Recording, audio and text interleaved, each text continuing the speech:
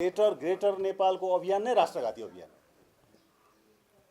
Greater Nepal अब सम्भव छैन।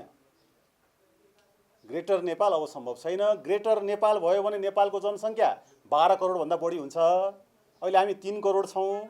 बाँकी 9 करोड भारतीय नागरिकहरू नेपालको हुन्छ। बाँकी 9 करोड र ग्रेटर नेपालमा जाने हो भने ग्रेटर नेपालमा जानुभन्दा पहिला ग्रेटर नेपाल ल्याउँदाखेरि ग्रेटर नेपालमा भएका भारतीय नागरिकहरूको बिचमा तपाईले जनमत संग्रह गर्नुपर्छ कि पर्दैन?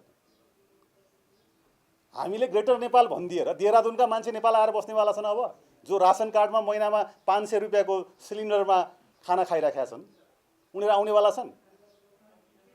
त्यसकारण आउनेवाला छैन। त्यसकारण ग्रेटर नेपाल त्यसकारण के हुन्छ?